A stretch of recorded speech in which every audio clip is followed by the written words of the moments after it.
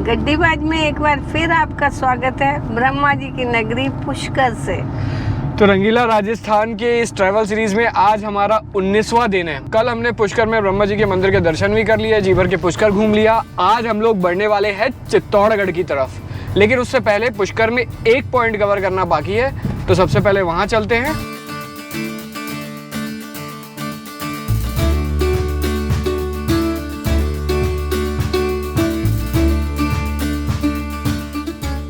सामने ऊपर right side में क्या दिख रहा है मम्मी? सावित्री माता का मंदिर।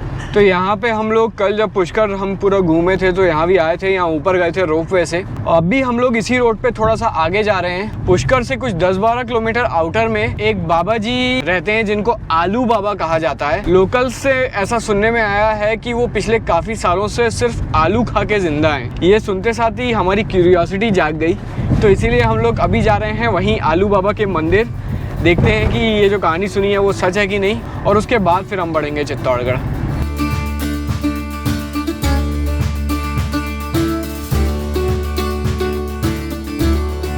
तो अभी हम लोग पहुंच गए हैं आलू बाबा आश्रम।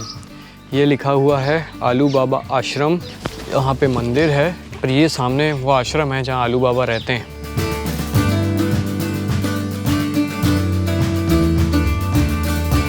तो पंडित जी, हम तो ये सुन के आए हैं कि आप पिछले काफ़ी सालों से सिर्फ आलू ही खाते हैं। हाँ, बहुत साल हो गया ऐसा तो कंटिन्यू। ऐसा तो पहले 60 साल हो गया जंगल के फल फूल पत्ते खाता हूँ। अच्छा। और अभी करीब यहाँ राजस्थान में उतना जंगल तो है ही नहीं जी। तो यहाँ सिर्फ कम से कम 35 साल से आलू ही खाता हूँ मैं। 35 साल से? हाँ, सिर्फ आलू और चाय, बस इसके सिवा कोई चीज़ नहीं। आलू को उबाल लेते? हाँ, उबाल लेता हूँ। अब पहले दांत नहीं है ना बेटी, अब पहले तो अंगार में सेक लेता था, चल जाता था। अब दांत नहीं होने की वजह से क्या उबाल के। आलू खाने से फिर आपको कुछ मतलब इतना दिन तक आलू पे रहने से कुछ कमजोरी या कुछ महसूस नहीं होती? ऐसा तो कोई महसूस नहीं हुआ कमजोरी। अब कमजोरी तो देखो आता भी है तो जंगल के जड़ी बूटियाँ हैं यूज कर लेता हूँ। शरीर में तो आप अच्छा लोग अच्छा खाते हैं तो भी तो आता है। ये बीमारी तो देखो सबको ही आता है। आपको पता है कि क्या क्या जड़ी बूटी होती है? हाँ, पता है। सब आदिवासी लोगों के संगत में रहा, सबके संगत में रहते रहते क्या है सब ज्ञान हो जाता है। जैसे आप जंगलों में रहोगे तो आपको ऑटोमेटिक ज्ञान हो जाएगा। मैं भी आलू खा के रह सकती हूँ? नहीं बेटी, ये जो है ना ये सबके बस की बात नहीं। आलू क्या है, वो गर्म करता है, उसमें एसिड ज़्यादा होता है। अच्छा। हर एक को बस की बात नहीं। अब हमारा शरीर क्या थोड़ा थोड़ा करते करते वो एडजस्ट हो गया। तो ये जगह जहाँ पे आलू बाबा रहते हैं, पीछे आप चट्टानें देख रहे हैं, चट्टानों के बीच में बनी हुई है और नीचे आलू बाबा बैठते हैं। ऊपर यहाँ पे एक सामने एक शिव मंदिर है। 2 चट्टानों के बीच में मंदिर बना है और इसमें क्या पता कहाँ से शिव जी के ऊपर जल भी चढ़ रहा है। ये चट्टान है और चट्टान में एक नंदी का मुंह दिख रहा है और यहाँ से पानी गिर रहा है। जगह तो ये वाकई में बहुत ज़्यादा अनोखी है। वैसे आप मतलब कि कहाँ से यहाँ आए, मतलब कि आप कहाँ से हैं वैसे? मैं ऐसा तो मेरा सुल्तानपुर जिला पड़ता है, यूपी, उत्तर प्रदेश। उत्तर प्रदेश। मैं रहा ज़्यादा करके मैं महाराष्ट्र, नासिक, त्र्यंबकेश्वर में रहा। अच्छा। मेरी तपस्या वहीं से चालू हुआ, स्टार्ट वहीं से हुआ। मैं बचपन से मेरे घर में ब्राह्मण आते थे, कथा सुनता था तो सुनता था कि राजा भागीरथी जो है अपने कुल परिवार को तारने के लिए गंगा जी को लेके आए। तो मेरे मन में बचपन से मतलब मेरा भाव था कि मैं भगवान का दर्शन करूं और मेरे माता पिता का दर्शन कराऊं भगवान का। अब वैसे तो हमारा पूरा वर्ल्ड है, क्या पूरी मानव जाति हमारा है। आप भी आए तो हमारा ही परिवार है, आप भी हमारे से जुड़े आए तो हमारा ही परिवार है ना, है कि नहीं? आप भी तो हमारे परिवार को, आप सबका भगवान कल्याण करो, सबका सुखी रखो। तो ये यहाँ पे इस आश्रम में यहाँ पे आप कितने टाइम से हैं? 25 साल के ऊपर हो गया। यहाँ जब आया थे, प्राचीन अजमेर है। ब्रह्मा जी भी पहले इसी गांव में आए, सृष्टि की रचना इसी जगह से किया है। अच्छा। ब्रह्मा जी आगे अजगंदेश्वर महादेव का मंदिर है जी। यहाँ तो खाना वाना बनाते हैं, कोई आते रुक जाते हैं। अच्छा। तो खाना वाना बनाने के लिए है। हो आराम से खाना बनाओ, खाओ, आराम से रुको, आपको ऐसा कोई दिक्कत नहीं है। अच्छा, मतलब ये पीछे जो जगह टूरिस्ट के हिसाब से ही बनी है क्या? हाँ, सबके हिसाब से खाना बनाओ, बैठो, बैठने और खाना बनाने के लिए हिसाब से है।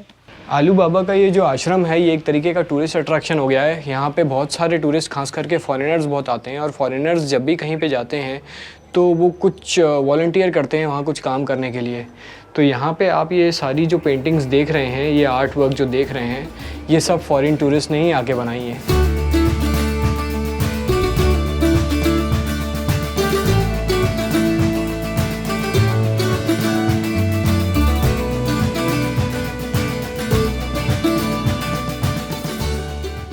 हिंदुस्तान के किसी भी हिस्से में जाओ तो एकदम अजब गजब कहानियाँ सुनने को मिलती हैं। अब ये जो कहानी हमने पुष्कर में सुनी थी, हम उस पर भरोसा नहीं कर रहे थे, तो मम्मी ने सुबह उठ के बोला कि चल एक बार देख के आते हैं। हालांकि मैंने पंडित जी को आलू खाते देखा नहीं, लेकिन उनकी देख के, उनकी बातें सुन के लग रहा था कि कहानी सही है। क्यों मम्मी? और क्या क्या, आलू और चाय, सिर्फ बॉइल्ड आलू और चाय पी के जीते हैं। और अपने को तो एक आध दिन खाना नहीं मिले तो लोग भी कहने लगे, अपन भी अरे कमजोरी आ जाएगी, कमजोरी आ जाएगी, ये जमाने से आलू खा के और चाय पी के जी रहे। कमजोरी का बहाना करके जबरदस्ती हम ज्यादा खाते हैं। हाँ, वो कहावत है ना कि ज्यादा खा के लोग बीमार होते हैं, कम खा के कभी नहीं होते। सही है। तो आलू बाबा आश्रम से हम लोग निकले और अजमेर की तरफ बढ़े, तो रास्ते में पीछे ये लेक मुझे दिख गया। ये जो लेक है वो अरावली जो माउंटेन रेंज है उसके बिल्कुल बीचों बीच बना हुआ है। तो मैंने थोड़ा इसके बारे में जानने की कोशिश की तो बड़ी इंटरेस्टिंग हिस्ट्री पता चली। कब बना था मम्मी ये लेक? 1892 में। इसका नाम फोए सागर लेक है। इसका नाम है फोए सागर लेक। फोए नाम एक्चुअली में 1892 में जब इस लेक को बनाया गया था तो उस वक्त जो इंजीनियर थे उनके नाम से इसका नाम फोए सागर लेक रखा गया है। 1890s के टाइम में यहाँ पे इस एरिया में एक बहुत बड़ा सूखा पड़ा था, जिस वजह से काफ़ी पॉपुलेशन यहाँ से माइग्रेट कर गई थी। तो एक famine relief project British government ने चालू किया। जो इंजीनियर थे मिस्टर फोए, उनको ये प्रोजेक्ट दिया कि यहाँ पे एक तालाब बनाया जाए। तो 130 साल पहले उन्होंने यहाँ पे एक तालाब बनाया, ये लेक बनाया। और अभी तक आसपास के गाँव वालों को, जब हम यहाँ आ रहे थे तो हमने देखा कि गाँव वाले मोटर लगा के इसी लेक से पानी खींच रहे थे। तो अभी तक ये गाँव वालों के काम आ रहा है।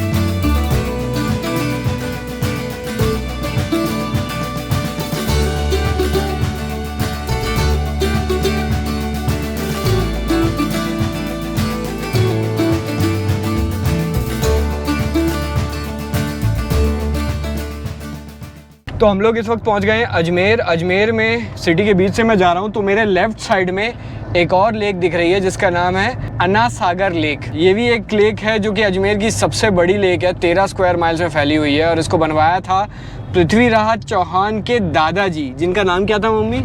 अर्नो राजा। उनका नाम था अर्नो राजा। जो भी रेगिस्तान का एरिया होता है, डेजर्ट का एरिया होता है और जहाँ पहाड़ होते हैं, पहाड़ मतलब पथरीले पहाड़, वहाँ पानी को स्टोर करना मुश्किल होता है। इसलिए ऐसी जगहों पे काफ़ी लेक्स बनाई जाती हैं और ये पुराने राजा महाराजाओं के टाइम से चल रहा है। अजमेर पहाड़ों पे बना है और ये पहाड़ों पे बने घर बहुत सुंदर दिख रहे हैं। सामने यहाँ पे है पुष्पराज शुद्ध शाकाहारी।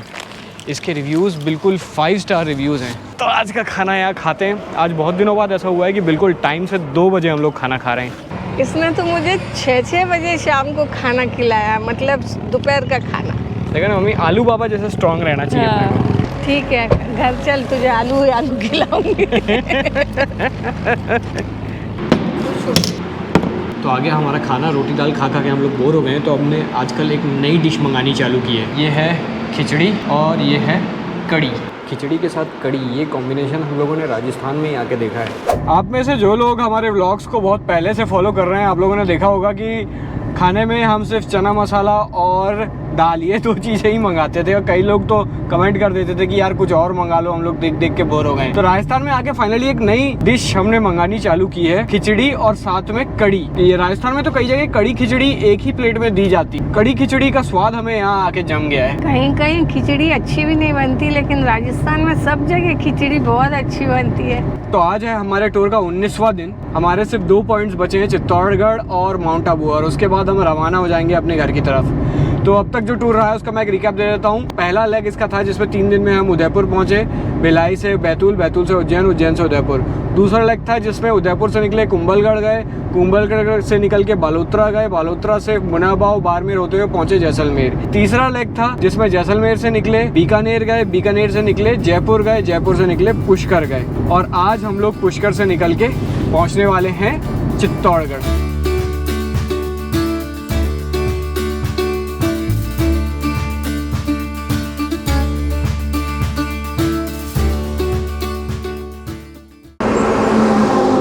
चित्तौड़गढ़ हमारा जो राजस्थान का ट्रिप था उसके पहला डेस्टिनेशन होने वाला था, लेकिन कुछ हालात ऐसे बने कि आखिरी हो गया। चित्तौड़गढ़ हम लोग सिर्फ एक कारण से आ रहे हैं, चित्तौड़गढ़ का फोर्ट देखने। तो कल सवेरे हम लोग फोर्ट देखेंगे और वहाँ से निकल जाएंगे। मैं चित्तौड़गढ़ 78 में आई आई थी। तब चित्तौड़ बहुत छोटा सा शहर था और हम टांगे पे बैठ के होटल तक गए थे, टप टप टप टप, और फिर हमने फोर्ट देखा था। अब मम्मी तांगे में नहीं जाएंगी, अब आप किस में जाओगी? रंगदुम में।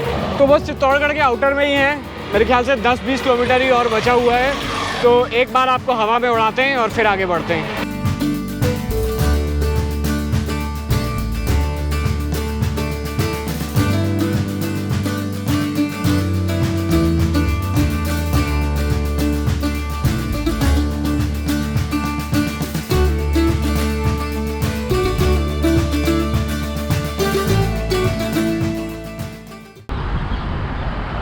तो हम लोग फाइनली पहुंच गए हैं चित्तौड़गढ़। शाम के बज रहे हैं 6:30। सामने जो आपको पहाड़ दिख रहा है वो पहाड़ के ऊपर, कैमरे में कितना विजिबल है मुझे नहीं पता, एक बाउंड्री वॉल दिख रही है, तो वही है चित्तौड़गढ़ फोर्ट, जो हम कल सुबह जाके एक्सप्लोर करेंगे।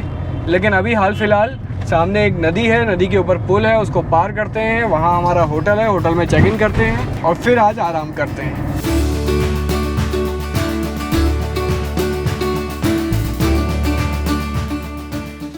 तो पहुंच गए हम लोग चित्तौड़गढ़, अपने होटल में चेक इन कर लिया है।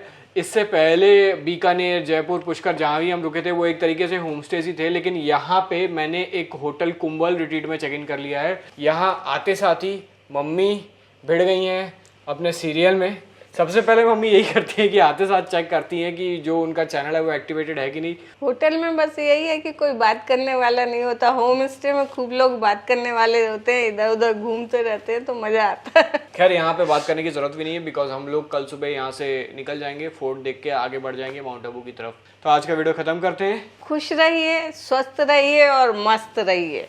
तो आज का वीडियो यहाँ पे खत्म करते हैं। अब आपसे मिलते हैं अगले वीडियो में, तब तक के लिए गुड बाय। गड्डीबाज में फिर एक बार आप सबका, तुम मेरी तब क्यों देख मैं तब क्यों देख एक्शन। हाँ, गड्डीबाज में एक बार फिर आपका स्वागत है ब्रह्मा जी की नगरी पुष्कर से।